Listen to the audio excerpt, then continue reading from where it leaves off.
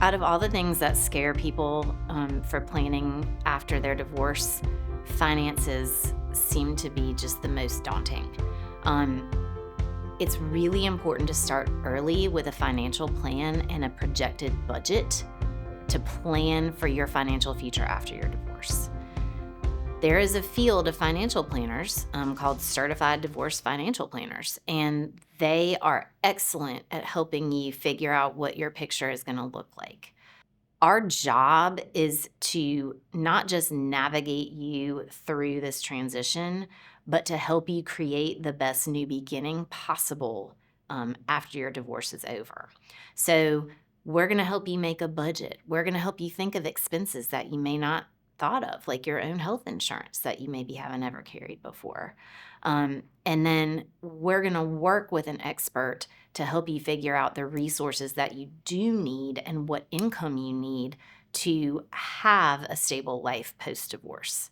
So it's going to start looking like a bunch of question marks, and then it's going to come together like pieces of a puzzle. The more research and preparation you do, the easier it's going to be to financially get on your feet after your divorce.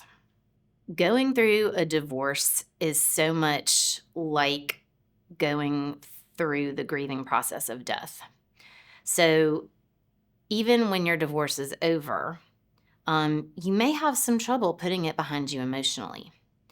It's super important to have a support system that you can rely on, whether that's family and friends who you trust, or a really good therapist who understands what you're going through. I remember after I went through my divorce, I thought I was completely fine. And, about a year later, it really kind of sunk in, like, it's just me and my kids now. There's no change that's coming for a really long time, probably. And how do you make your new normal work emotionally? What coping strategies do I need, And I found a lot of support in community, my gym community, my work community. In order to really grow, you have to be willing to be open and transparent and sometimes vulnerable with people. And if you can learn how to do that after your divorce, it's going to help you thrive. Okay, so your divorce is done and you are no longer spouses, you're just co-parents. How are you going to make this work? Well, if both people are able to act like grown-ups, you can really find ways to make it work for you. It's good to set out boundaries from the beginning, okay? We're going to not text each other all day, every day. We're going to maybe text once a day about the welfare of the kids. We're not going to use abusive language towards each other. We're not going to mock each other, and we are certainly never going to talk bad about the other one to our children. Those are non-negotiables.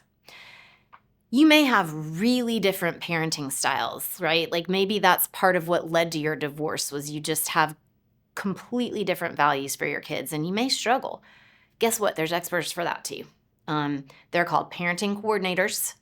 You can enlist the help of one, just same as you do as a counselor. They will meet with you together and individually, and they can help you come up with a strategy to co-parent in the most effective way for your kids.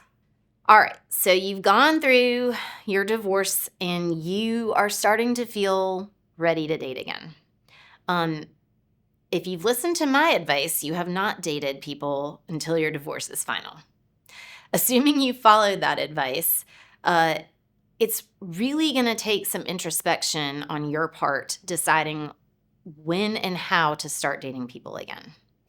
A lot of people do online dating on the apps, and they like that to start off with because it's very arm's length and there's no pressure to go any further if you don't want to at first.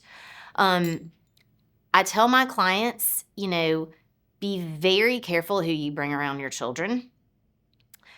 I find that typically men want to start dating much sooner than women. I have had male clients that have called me once a week and said, "Is it okay if I start dating yet?" And I say, "No, you're still not divorced."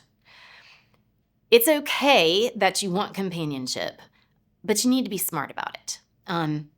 Having said that, you can go too far the other direction, and you need to leave yourself open to possibility and whatever the universe may bring to you, right? So you don't want to shut yourself down emotionally. But remember that even if your divorce was pretty peaceful and amicable, you've been through a trauma. And the best advice I can give anybody is to work on healing yourself before you work on trying to get a partner again, because you want to do it right this time. If you have any questions about what to expect or how to plan for life after divorce, contact Empowered Family Law.